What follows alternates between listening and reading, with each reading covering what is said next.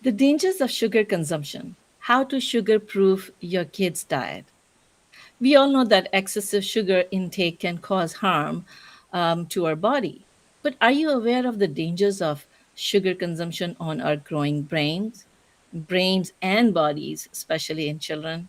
The dangers of sugar consumption.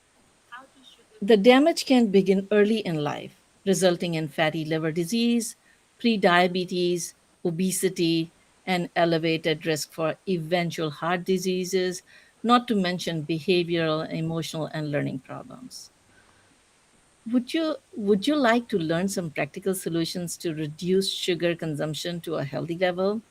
Especially raise informed and empowered kids who can set their own healthy limits without feeling restricted, then this is the program for you. Give us some thumbs up if you think this topic is important for you. Thank you, friends, for joining today. I'm sure you're going to learn a lot. Today we have two wonderful gifts. Today we have two wonderful guests, Dr. Michael Goran and Dr. Emily Ventura. They are researchers and authors of SugarProof. They will be discussing the effect of sugar on our kids' bodies and minds. They will share the strategies to successfully reduce your kids' sugar consumption to a healthy level and some tips for creating tasty yet sugar proof recipes. So, Dr. Michael, can you tell us a little bit about you? Hi, good morning, good afternoon, everybody. Thanks for tuning in. I'm Michael Goran. I'm a professor of pediatrics at Children's Hospital Los Angeles and the University of Southern California. I also direct the program of research in diabetes and obesity at the Children's Hospital and at the University of Southern California. I'm the co-director of the Diabetes and Obesity Research Institute. Wonderful. Thank you for joining us today. And Dr. Emily Ventura, can you tell us a little bit about you? Sure. Hi, everyone.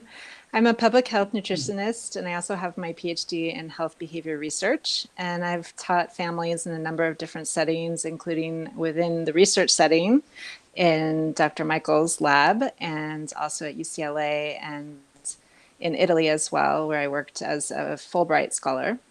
And I've also worked in the community in a number of settings with families and children. Well, thank you for joining. And if this is the first time you're joining, my name is Dr. Rosina, and I've been helping you guys with stress, anxiety, and depression on this platform. Over the last 20 years, I have been serving as a medical doctor specializing in psychiatry, a best-selling author, and a transformative speaker. I started this program, Happy and Healthy Mind with Dr. Rosina, because I truly believe that there's a lot of suffering that could be prevented with the mind training. So, over here, we share practical tips for your mental fitness so you don't have to suffer unnecessarily. These interviews are broadcasted live every Saturday at 11 a.m. Pacific time. And if you're joining us during the live program, you can ask questions by putting them in the comment section. And please note that all we talk about here is for your education and empowerment, and it's not designed for treatment. So I encourage you to talk to your healthcare professional for specific advice. And although we cannot give you treatment advice here, what we can do is send you the resources and reminders so you could ask the questions during the live broadcast if you text the word joyful to the number 38470. And if you're joining us from outside US, you can also join our Facebook group, Happy and Healthy Mind with Dr. Rosina, by clicking the link in the description, and you'll get access to all the resources. So purpose of this program is to bring health and happiness to a million people. So if you find any value in these programs, like, subscribe, and share so more people can be helped to live happier and healthier life.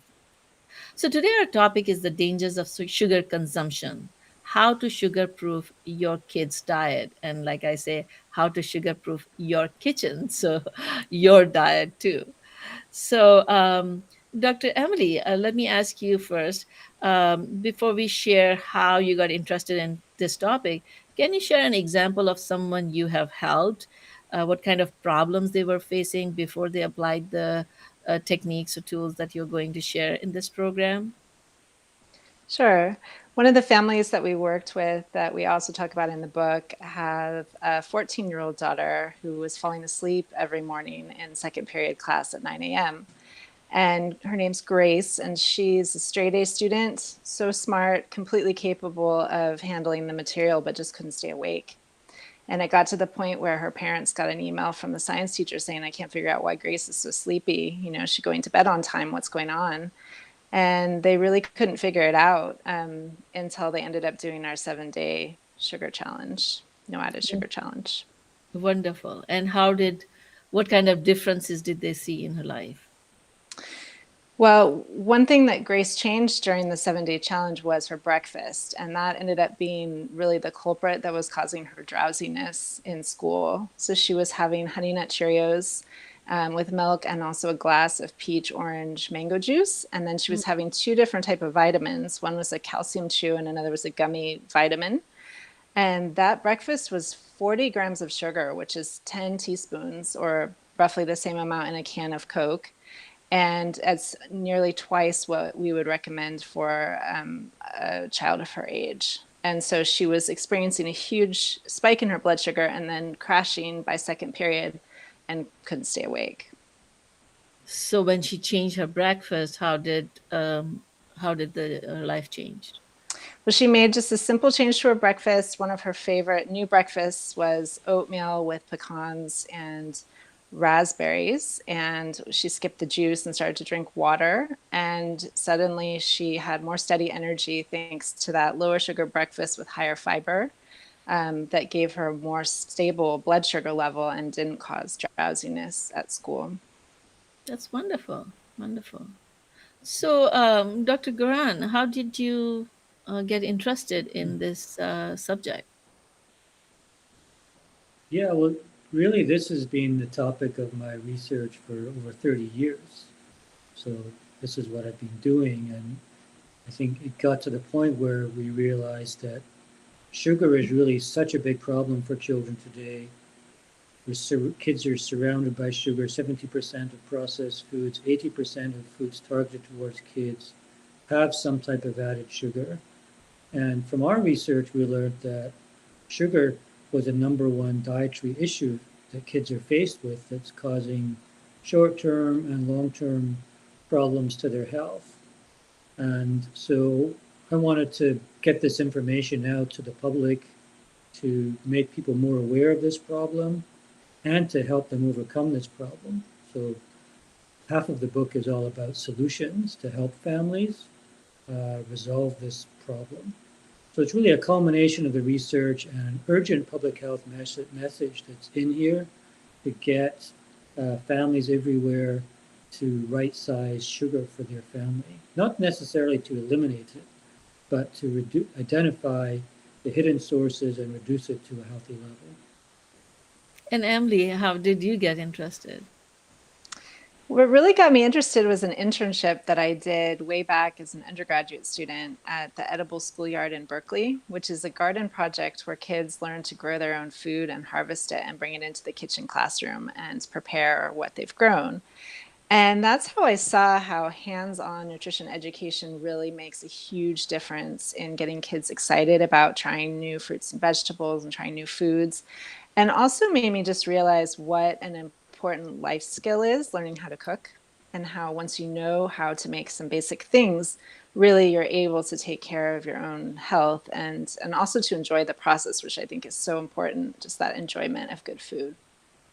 And Wonderful. then, yeah, and then I went on to, do my graduate work and study and work with Michael and work in the community. Wonderful. So, tell us the most interesting finding that you found in your research. I might have to talk about a few of them because it was an interesting story. So, I mean, one major breakthrough was just figuring out what is in popular beverages and foods. And so one simple study we did wasn't even really involving people. It was just analyzing what's in popular foods and beverages. And this was part of Emily's graduate work as well, actually. So we basically purchased several quite a lot of samples of different types of beverages, and we sent them off to laboratories to have them analyzed. We knew that they were high in sugar, but we wanted to know more about the types of sugar. And one of the things we found out was that popular beverages and foods had more of a sugar called fructose. And at the same time, we were realizing that fructose in particular was causing problems for childhood development. So we realized that there's kind of been a shift. We know kids are consuming more sugar than ever, and that's a problem, but also different types of sugar. And it's those different types of sugar that tend to cause problems with childhood development. So you were going to show us a little demonstration. I think that'd be great for people to realize. So can you show us how much sugar is present in a glass of apple juice? Yeah, and somebody's actually just asking this question, recommendations for fruit and fruit juice intake. So I do want to make the important differentiation because the sugar in fruit is not problematic. It's in smaller amounts and it's slowly absorbed. But in fruit juice, even if it's 100% natural, fresh squeezed apple juice, orange juice, the sugars get liberated. And it's this liberation of sugars that concentrates them in high amounts that causes problems. So what I'm going to do here, I'm going to flip my camera a little bit to this um, cup of tea that I've made here. And it's a cup of tea. Maybe you add 1 spoon of sugar, right? But what if Right. you added 2, Oh my God. 3, That would be too sweet. 4, Oh, oh no, no, no, stop. 5, Oh my God. 6? Okay, there's 6 teaspoons of sugar. That's about how much sugar you're going to get in a glass of apple juice or orange juice. Oh Now, my if you God. wanted to then take a can of soda, you'd go to 7, Oh my God. 8, 9, Oh my God. 10. Okay, now would you imagine drinking that? Oh my God. No, nobody's going to drink tea like that. And you're drinking. Oh my God.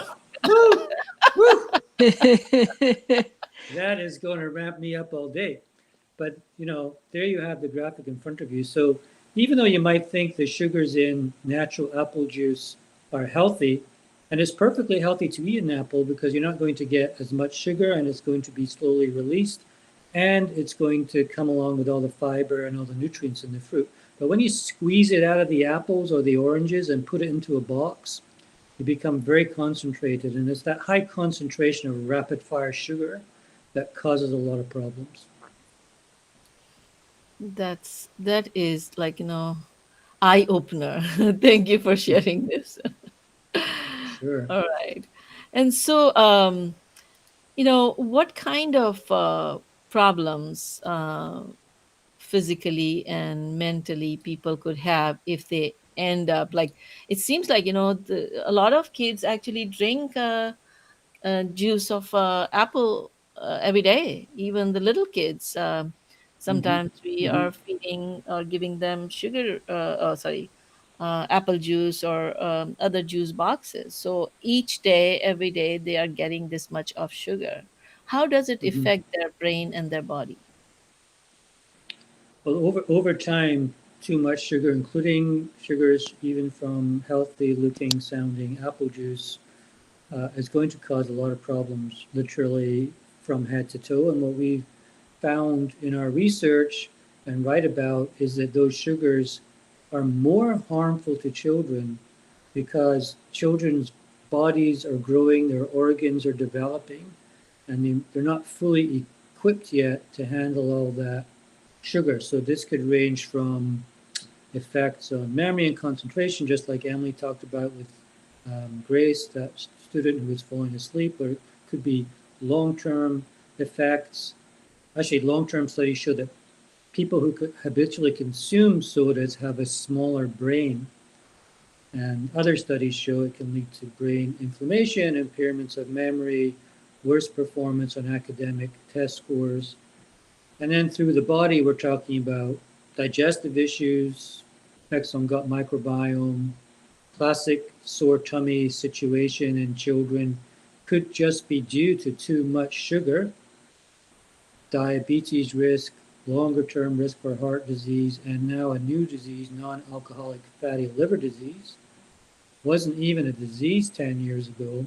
Most liver disease was due to too much alcohol. Now, almost all liver disease is due to too much sugar. Hmm. So this is kind of a little confusing. How does sugar lead to fatty liver? What's the relationship between fatty liver and sugar? Well, the what happens is that the liver converts sugar into fat, and it does that more so when sugar comes into the body in high concentrated amounts, not from the apple that you're going to eat this afternoon, but from the sugars in juices and sodas, like we just talked about, when it's coming in high concentration. That's when the liver, which is supposed to clear everything bad out of the blood, like toxins and alcohol and drugs, it treats fructose in the same way. Now, fructose is the natural sugar from apple, but we weren't designed or built to be consuming large amounts of this in free form. So the liver actually takes it out of the circulation immediately. And you know what it does with that fructose is it converts it into fat. And that fat either gets stuck in the liver and causes buildup of fat inside the liver, which eventually destroys the ability of the liver to function, or it gets released back into the circulation as lipids, cholesterol, and that's where you get high cholesterol, high lipids in the blood, the classic preclinical sign of cardiovascular disease. So long-term studies in adults show that it's high amounts of sugar over time that lead to risk of cardiovascular disease. Wonderful. And when it comes to mental health, we see that kids who consume a lot more sugar, they are much more hyper, and ADHD gets much worse. A lot of kids look like ADHD even if they don't have ADHD because of this sugar intake. A lot of times sugar leads to inflammation, like you said, and so that inflammation is related to a lot of mental health conditions, especially depression. So people can actually become more depressed when they consume inflammatory diet, and so controlling the sugar can also improve their emotional health, in addition to the focus and concentration and physical health. So that is very enlightening. So thank you for sharing that information. So let's kind of jump to some practical advice of what we can do, like Kerry was asking. But before we do that, let me ask the audience, can you guess how much sugar is present in a blueberry muffin from Starbucks? All right, so you can put in the comment section, um, is it 1 teaspoon, or 5 teaspoons, or 10 teaspoons? Let's see what your guess is.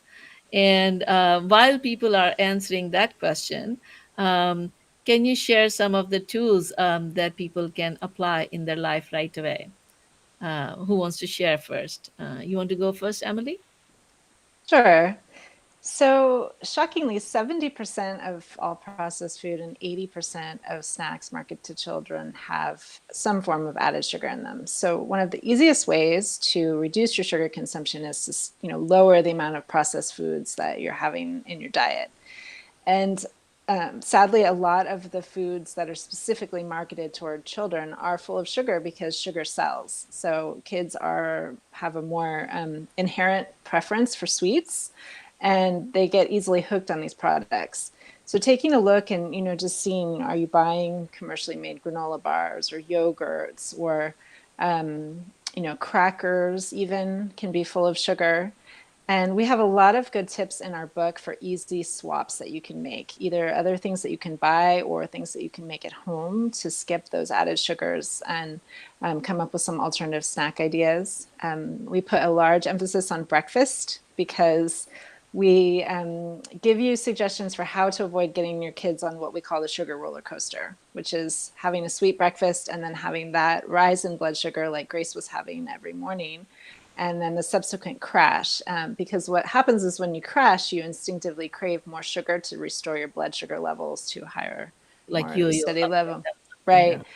And that roller coaster can be really hard to get off of once you get on it first thing in the morning. And it can lead to also a cycle of irritability and moodiness that a lot of parents experience with their children throughout the day. So we give so many different tips for how to skip that roller coaster, how to have a sugar-proof breakfast, how to make some easy swaps on snacks, and then also pantry staples that families might be buying. So can you share some of the things over here so that people can apply? Um, and like, one thing that we were talking the other day, you were talking about liquid sugar. So what's the Yes. difference between liquid sugar and solid sugar, or sugar that is naturally present in fruits? Well, as Michael mentioned, any sugar in the liquid form, whether it be an energy drink or a sports drink or juice or soda, sweetened coffee drink, all of those things provide a really concentrated dose of sugar that the body has a hard time processing. And especially if those are sugars that are high in fructose, like you'd find in a fruit juice or a commercially made smoothie. Those are particularly hard, on the liver and can lead to long-term damage that goes unnoticed, and families don't realize what's happening. So we make a lot of suggestions for how to get your kids more excited about drinking water or things like herbal tea. And we give two different options, suggestions for how to go about that. One is a 7-day challenge where you can kind of just go cold turkey, take it all out, and come up with some new ideas for your family to implement immediately, or a 28-day approach where you just gradually reduce and start watering down some of those sweet drinks and slowly coming up with new alternatives. And both of those approaches can be really effective, and some families find one more useful than the other.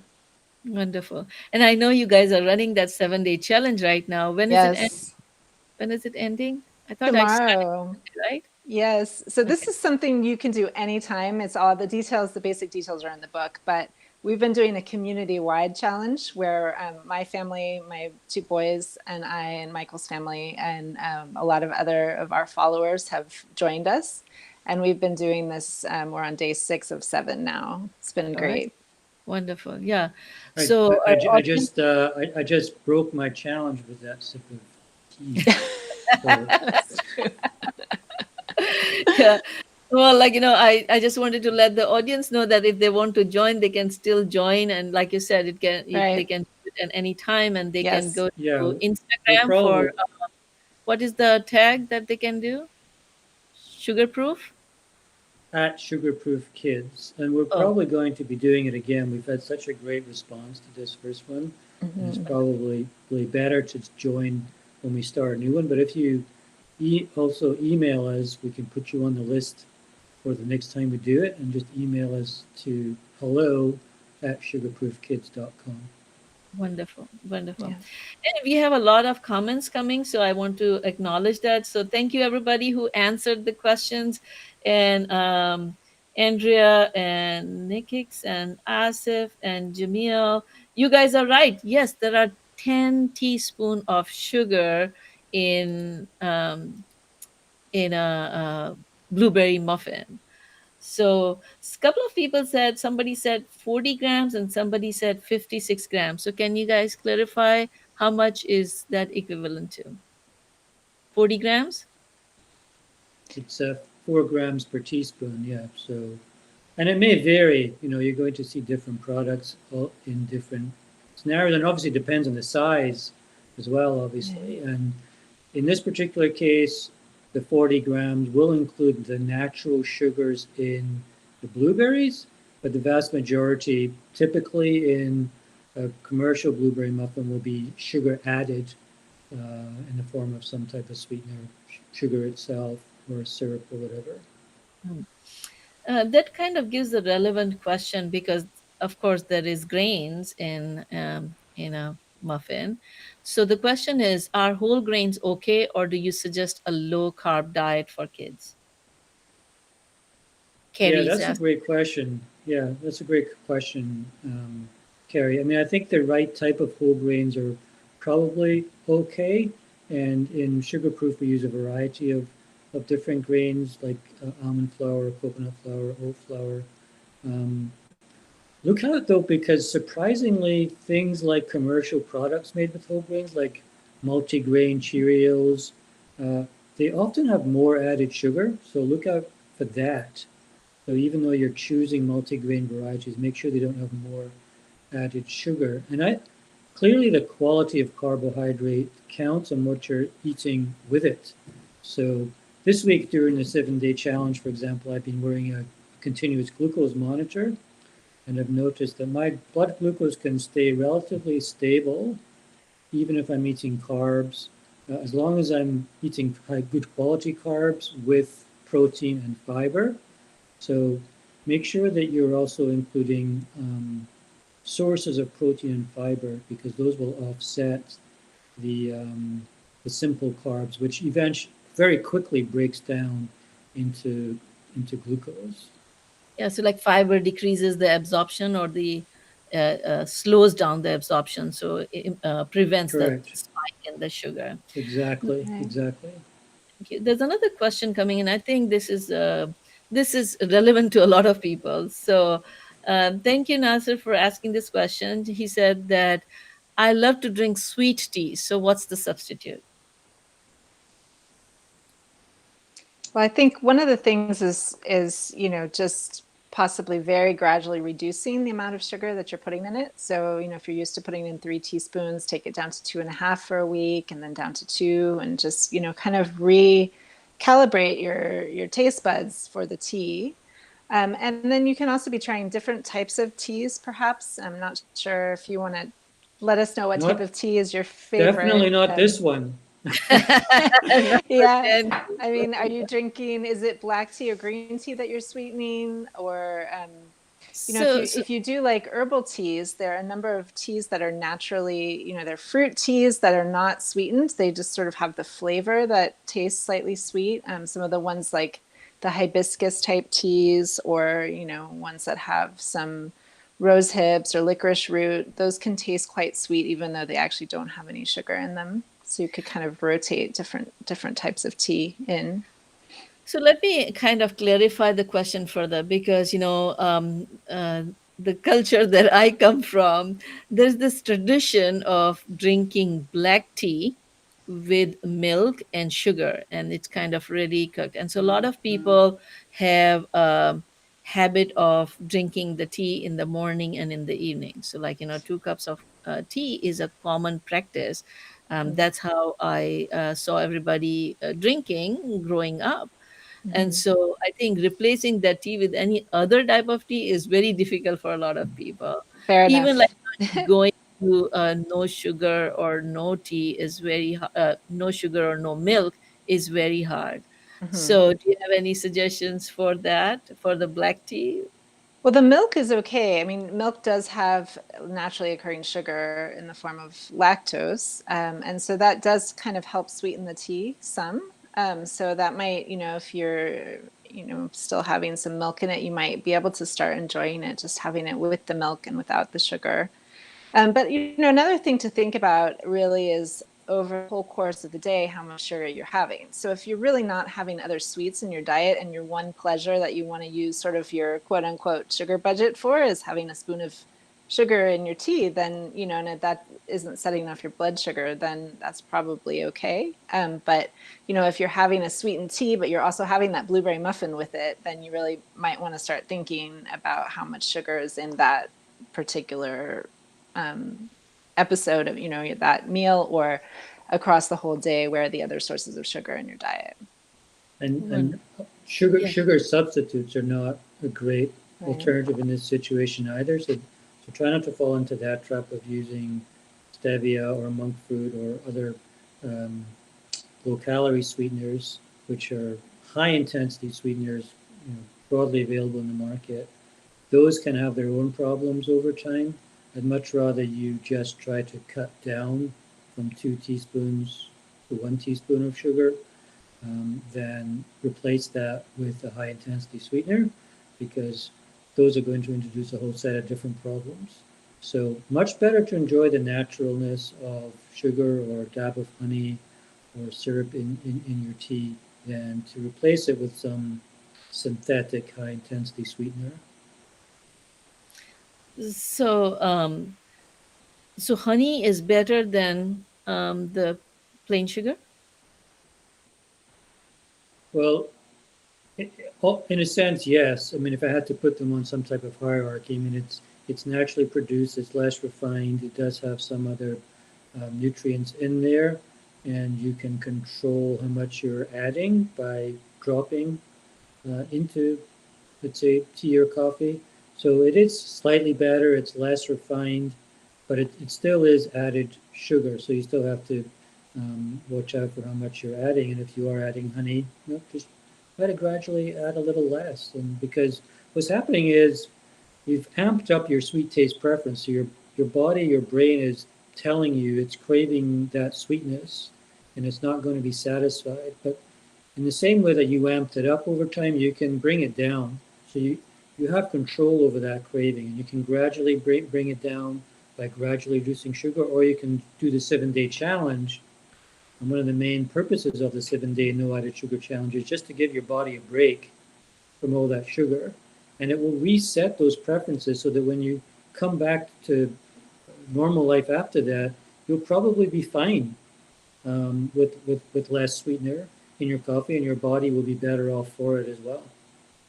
Wonderful. You can reset those preferences. Wonderful. Thank you so much. So, what would happen if people don't sugar proof their kitchens? And I know we have gone into detail, but can you kind of summarize what kind of issues would happen if people continue to eat the way they are eating right now? You want to take that one, Emily? No. Sure. Well, as Michael mentioned, there can be just a variety of short and long-term effects of a higher sugar diet. So you might see that your kids are more irritable, more moody if they're having regular sweet snacks and juice and things like that. And also, if you're doing home learning right now, you might notice that your kids are less able to concentrate in their learning activities. Their memory won't be as sharp, even in the short term. And then longer term, it's hard to know what's happening exactly because these kind of things aren't regularly tested for. So you might not know that your child's blood sugar levels are starting to become in the pre-diabetic range, or that they're starting to have buildup of, fat in their liver. So it's just, it's a good general practice, I think, to try and instill some of these healthy habits and to really get them involved. And that's what makes it fun and enjoyable. And we have a whole section on how to get kids involved in the kitchen, how to bring them in on the cooking, on the shopping, on the meal planning, just to build those life skills and to make it more of like a fun family experience. Yeah. And so, like, diabetes, pre-diabetes and other chronic illnesses may come in the long run, but the short run, um, there would be higher dentist bills because of the tooth Right. decay. Right. And I'm glad you mentioned that because that is another yeah. And honestly, there are just so many children that are suffering from, cavities and tooth extractions that could be prevented. Yeah. And one of But the but audience, that's a really good example of why kids are more vulnerable. Tooth yeah, decay. Why do kids get tooth decay more than adults? It's from the sugar, but it's because the sugar grows bacteria in the mouth. Those bacteria produce acid, but the teeth are developing, so they don't have all the enamel on them to protect them from that acid. So it's a clear-cut example of how developing bodies are more vulnerable to sugar, and the same yeah. is true for other organs.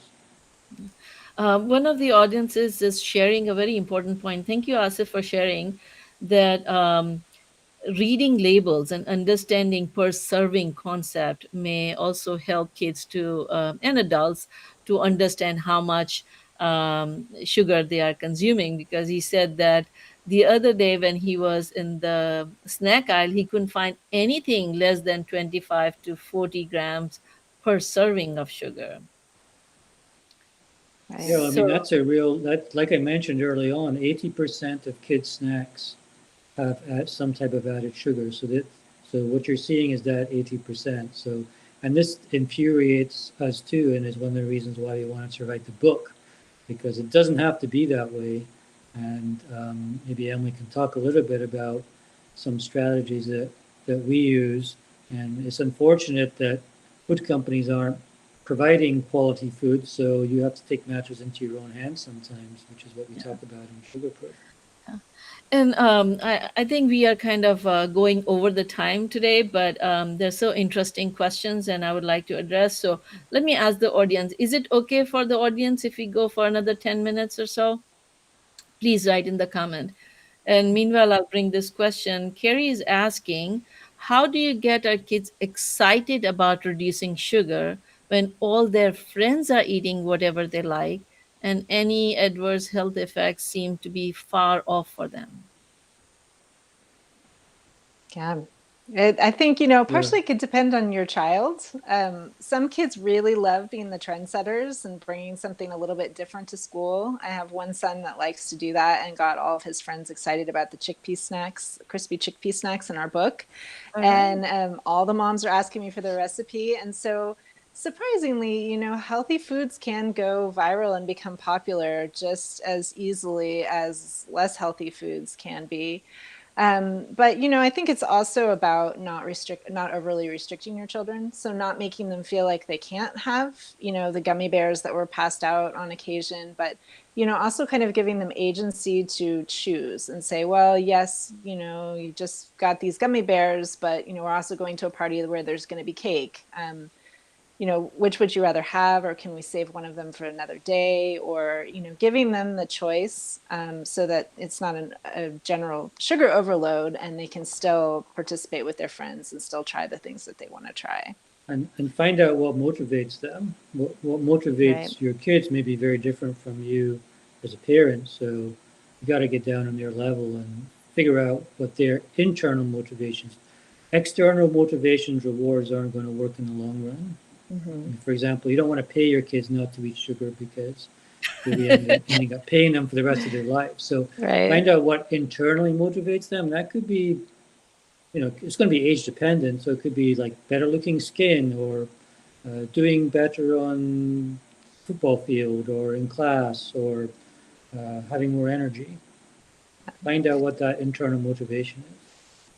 And I Yeah, think that's the more that we can help our kids realize earlier on in life that you feel how you eat. So, when they do really overdo it on sugar and they complain of stomach and they're not feeling well, that's an important life lesson. And, slowly as you talk with your children, if they're proposing something really sweet, you can say, well, how do you think you might feel after you have that? Is there a way that we can sort of modify things around so that you won't, that you'll feel well? And there's a lot of different ways to do that. And that's a good life skill as well. so we've been talking about a lot of the added sugar with the juices, the snacks. Uh, what about candies? I love chocolate, and I know most of the kids love chocolate. And trying to control the amount, once you start eating a little bit, it's very hard to control. So, do you have any suggestions for me or my patients or my kids, how to limit or not take the chocolate? Well, as a mom, so my kids are 5 and 8, and I see a lot of parents coming to the school gates with a bag of chocolates or candies as a snack. And one thing that we talk about in the book is that those kind of foods really don't work as a snack because they actually rev up your hunger. They make you even more hungry and they're not satisfying. So the more you can do to give your kids like healthy base snacks, and maybe then after they've eaten something healthy or after a nice meal, they can have a piece of chocolate. And that has a lot lower effect on their blood sugar than if they were to have that chocolate on an empty stomach, and they're probably less likely to overdo it in that case as well because they're full. So the timing of the sweets is a really important thing. That's And there's wonderful. great ways to use things like cocoa powder, for example. We have several recipes in the book using cocoa Hmm. powder blended into cakes or blended into smoothies or chocolate sesame treats. There's definitely ways to lighten the sugar load, but still get that chocolatey treat as well. Yeah. Great point. So I would love to hear some of these recipes, but the cocoa recipe is attracting me. But I was thinking about I'm going to ask you about the chickpea Oh, snack yeah. recipe that you mentioned. That's one Um, of my favorites. yeah, why don't you tell us about that recipe, please? Sure. So it's, as you mentioned, Dr. Rosina, it's in our book, and it's also on our blog at sugarproofkids.com. And all you do, it's so affordable and easy too. You just drain 2 cans of chickpeas, or you can, cook the chickpeas yourself if you prefer. And you dry them well, and you spread them out on a roasting sheet pan, and you drizzle them with some oil, olive oil or coconut oil, whichever you prefer. And then add some seasonings, so some salt. We have a version that has chili powder and cinnamon and cumin. That's really great. You can put a little bit of chili if you like spice. Another great option that my kids like is garam masala, or sometimes we make more of an Italian version with sage and oregano and thyme. And that one's really good too. And you can come up with your own version, but they're really satisfying. They're crispy. They're a little bit salty, and just a high fiber snack that's super affordable and a great alternative to some of the more processed snack foods out there. And these are fun projects as well for kids to get involved with. They can make their Hmm. own concoctions of seasoning and spices and personalize it however they want. So it can be a fun project. So first you boil them and then you bake them or roast them Well, if you're starting with dried chickpeas, then yes, but otherwise you can just get 2 cans of chickpeas to save time and drain those well. and then dry them and then roast them Yeah, with just whatever. dry them off with a kitchen towel, strain them and dry them off Okay. so that they roast quicker. Yeah. Okay. And then put whatever seasoning you like. Yeah, you sprinkle them with the seasonings Hmm. before you put them in the oven. Wonderful. That's Yeah. simple. I can do that. Uh, all right. There's another question coming from Sunanda. Thank you for asking, Sunanda. Her question is, how much percentage of daily value of sugar should be in one serving of cereal or snack? Hmm. Yeah, for cereal, for breakfast cereal, we say to look for less than 4 or 5 grams of sugar per serving in breakfast cereal. Obviously, zero would be great, but that's not a lot of those options. But 4 or 5 grams or less is probably okay, as long as it also has sources of protein or fiber. And in those situations, also, again, you can supplement that. So you can have kids make their own sprinkles with flaxseed or chia seed or sprinkled nuts. So kids love to do that, or berries. So think about that as an option too. Get a low sugar cereal, but have your kids make their own little breakfast concoction. Kids love to make their own concoctions, so use that to your advantage. That's That's true. wonderful. The questions keep coming, and I'll take this last one. The question is, can I use Splenda instead of sugar? Yeah, I mean, Splenda falls into the category of synthetic high intensity sweetener, and we would not recommend those, certainly not for children. We don't really have enough long term data. For children and adults, the data that we do have show that habitual consumption of these high intensity sweeteners leads to a greater consumption of calories and sugar during the rest of the day. So, what's happening is it's tricking the body into thinking that it's consumed calories when it hasn't. And the response to that is that it seeks more calories. As well, they can affect the gut microbiome because they aren't absorbed and other metabolic problems. And in the elderly population, over time, studies show a link between long-term consumption and cognitive decline and Alzheimer's disease. So certainly do not recommend those in the long run. Okay. Well, these are very, very important points that you brought up. Thank you so much for sharing your wisdom. I would suggest everybody who would like to get the book to get the get the book SugarProof that is available, and check out the blogs and a lot of free information available. Um, and Dr. Goran has also graciously shared one of the chapters from his book, "Smarter Without Sugar," and so you guys can get that access by texting joyful to 38470. And when you would text that, you would get um, a link of to sign up, a link to a web page which is called Happy and Healthy Mind Gifts. And what that would do is it would give you, let me just, sorry, it would give you all the gifts that we have been doing. And so there are lots of gifts now on our gift page. And so I just want to tell you that the way to find it is, like, if you say um, the episode HHM 42 is the gift, the excerpt from the Sugar Proof book. So let me kind of wrap up here. And so let me ask you, do you guys have any take home message for our audience today?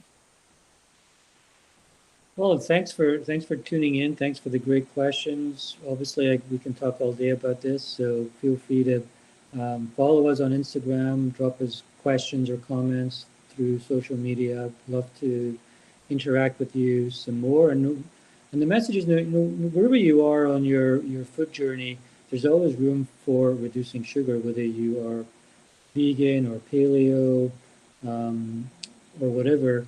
Just try to start reducing sugar. Try to look for those hidden sugars.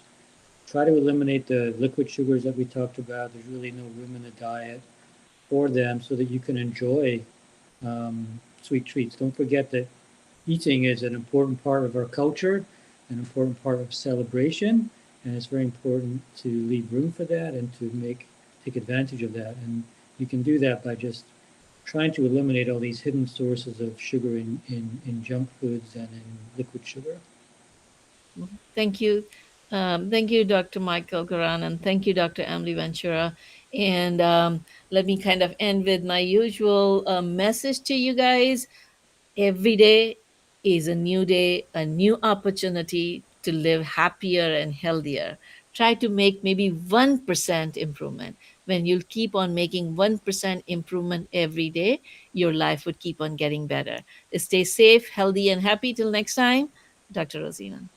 Thank you. Thank you, Dr. Take care. Rozina.